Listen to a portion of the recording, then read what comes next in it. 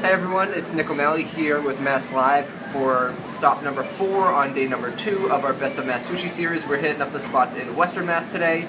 This is Iya in South Hadley, right across from Mount Holyoke College, and we just finished up trying our different types of sushi prepared by Naran, correct? Yeah, yes. Awesome. And can you guys just tell us a little bit about what we tried today? So what you guys tried today was stuff that's unique to us. First one right over here, the one with the spicy tuna, cucumber, avocado inside. We top it with shrimp tempura, so it's a little different from other spots. It's also topped with a little bit of a savory sauce, which is our honey truffle. And then we hit it with a little bit of garlic kabiyaki, just to sort of complement the truffle. And that's the Bumble Yep, Crunch. that's the Bumble Crunch. I really like that one because it's nice and sweet, had like the honeyness to it. And I when I tried it, it felt a little bit of a honeycomb vibe. That was really cool. I really like the idea. And now this one, now Dan, you said this one was your favorite. This is, where's the solstice hiding? It was this one, right? Yes. All right, there it is. Move the ginger aside. In there we've got some fish and seafood, but also porcini, oyster mushrooms, sort of like a type of like savory flavor you don't typically get in the sushi roll. So tell us a little bit about how you guys came up with that. So we wanted to try to incorporate some Asian stuff into like sushi, different type of Asian stuff, not necessarily Japanese or Korean. This roll was kind of inspired by a combination of both like the Bumble Crunch and like Southeast Asian flavors. So we tried to bring in stuff like fried garlic.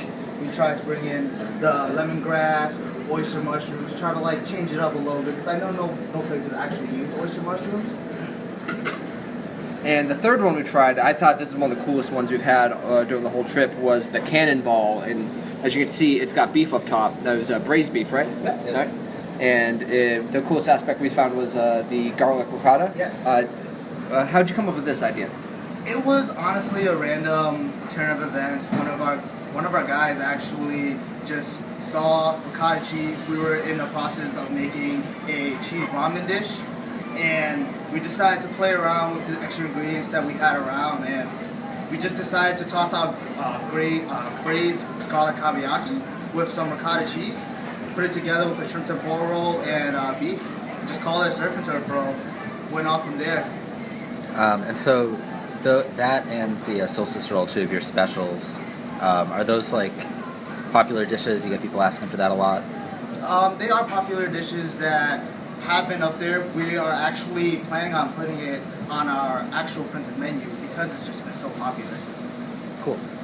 And the last thing we tried here were on these, this is the salmon and the tuna tataki. Yep. On the wontons, right? Yep. And what were these actually called again? That is actually our tataki wontons. Oh, there you go. Yep. So this is sort of a really flavorful seared salmon. You can see it's got a little like spice crust on it. Tell us how you make that.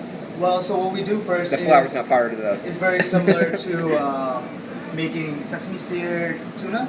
Instead of sesame, we actually use togarashi, which is a Japanese spice. We give it a well crust, and then really hot pan, give it a nice sear. You don't want to leave it too long because pepper, they burn really fast. You know, just give it a nice smoky accent. And so, two of the big things you guys do is the sushi and the ramen. How much of your business do you think that takes up in total? Like, how much sushi you guys do and how much ramen you guys do? So I think a night we average 300 rolls. Sushi is definitely a big part of our restaurant. Weekend nights we average between 400 to 500 rolls. So we do get insanely busy here during the weekends, especially when the girls are around. And yeah, so And about you guys 80% I believe is mainly all sushi here. But during the winter, hot food takes off because we do have the ramen, our hibachi grill, and it's perfect winter food. And you guys are brothers, that's Yes. right? So how did you guys both end up in the sushi game? You want to start that? Honestly, I was truly the one who was into the culinary aspect. But my brother, he got me into the field. He saw that there was an opportunity for both of us to grow, so we kind of pushed our way to getting into the sushi bar. We didn't actually have anyone to train us or like show us the way. We had to really try to get into it, try to like bring up YouTube videos, trying to figure out exactly how to go about it. A lot of our things are self-taught, and we do stage at other restaurants back in our younger days. That's where we picked up a lot of traditional skills. But we believe that what makes us unique is that we're able to infuse modern flavors with all different culture flavors into sushi. So I think that's what makes us unique. Me and Aaron actually came here from Providence, Rhode Island. Aaron started sushi when he was 16. I was 18 at the time. So it's about 7 years ago. So we've been in the industry for quite some time. We may look young, it may look like we just got our hand into it, but we're very passionate, and the fact that we're a duo, and I think that's what makes us. Helps complement us. Yeah. And we have that rivalry too that makes it so we push for a better sushi roll every month, maybe every week. Sometimes it would be good, but I'll deny those rolls. No. We have too much roll on the specialty board. So it's got to be great working at a place like Iya that clearly gives you sort of the freedom to experiment, do different types of things. Yeah, all of the chefs here, they're all young. They have their own sort of passion, and they all have their own sort of flavor profile that they like. And me and Aaron are very good at coping with everyone here, and that's how we make all of our specialty rolls. Like the tango roll came from Brian, the Cannonball came from Aaron. Both sauces and the Bumble Crunch belong to Naren.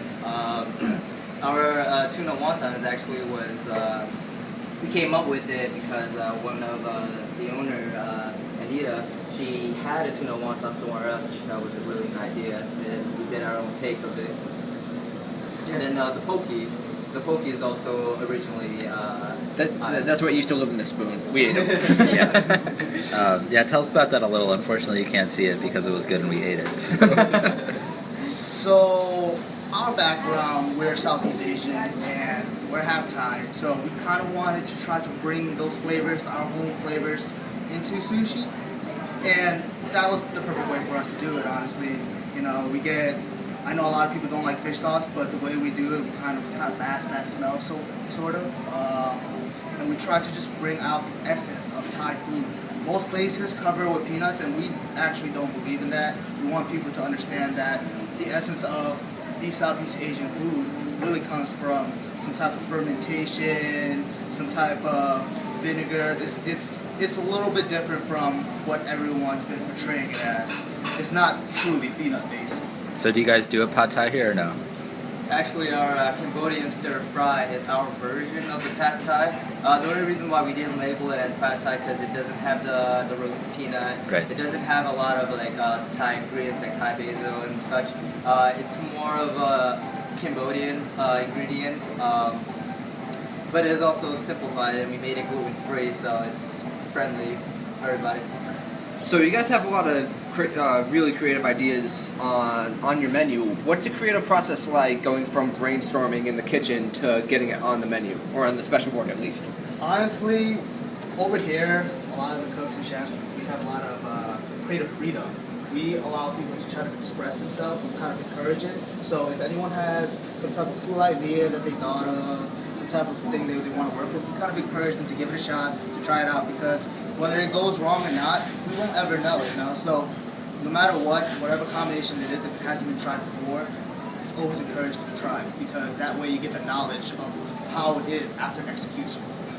So we have a question from a viewer who asked the same thing at our last place, which is, are you guys ever going to make a sushi burrito? This guy really, really wants a sushi burrito. We're actually going to start putting a sushi burrito next week. Okay, there we go. We tried it before, but I didn't. The nori sheet that we have, I didn't like it. It was just too bland and it break way too easy. So I ordered a different type of full sheet nori. It's Korean. It has pre-seasoned and it has a stronger body. So hopefully this is going to be a better shot at the sushi burrito. And we already have a couple of burritos that we are willing to try. One of it is our Korean bulgogi sushi burrito. It's more of a small cooked ingredients, it's red meat, and a tuna-based burrito. But next week we'll have it up. We are trying it. We tried it before. It was a little bit hard to attempt because the secret is in the nori. The secret is in that burrito. Are there any ideas that were pitched in the kitchen that were a little too out there for you guys to actually put out on the menu? Honestly, we've played with uni a lot. Uni is kind of a tricky thing because Not much market for sea urchin around here? Yeah, it's because it's an acquired taste, and not many people here have acquired that taste. So when they first try it, it's like, ugh, bottom of the ocean. I don't want to try it. So when we made a sauce out of it, not a lot of people were into it. Kind of had to push back on that notion. For the people that do love uni, we do sell out on our uni in like 2 or 3 days. We just don't order a massive amount. But we go through 4 trays a week, and it's not that a lot of our clientele love uni. It's just very few who do love uni. They take all of it. All right, and anything else you guys want to say about what you guys are doing at Iya, what you guys have planned moving forward, and what you guys bring as into the sushi game? Honestly, what we bring over here is a lot different from most sushi bars. We try to keep some traditional things, but we really are more Americanized sushi bar. We kind of focus more on the flavor aspects. We don't keep tradition. We don't allow tradition, to hold us down. So whatever flavor profile we think works with normal different combination, we try to incorporate it into sushi and see if it works. We try to bring different aspects, change the game up a little bit, so it's not redundant, And one thing that we're also changing on our menu is that bar side only. We're allowing where there's more of an interaction between the customer and the sushi chef, where they tell us 2 ingredients that they do like, an ingredient that they don't like. It's like more of a trust in the chef, and I think that's going to allow us to experiment more on being able to see what special we can put out there and understanding our clientele a lot better. I think that's what makes us a little bit more like unique, is that we're able to connect with the customer, and we make sushi different for everyone. If someone tells me they don't like sushi, sit them down. Like, you gotta try our sushi. You have to. We'll make you a believer. All right, well, thanks so much. All right, thank you very much, guys. Again, this is iya-sushi and Noodle Bar in South Hadley, right across from Mount Holyoke. This is our second to last stop in our Best of Mass Sushi series. We'll be heading up to Northampton next, but stay tuned for all of our coverage over the weekend, and we will have the results up for the top 10. We'll see where Iya ranks on Tuesday around noon. We'll have that full ranking up, and thanks for tuning in, everyone.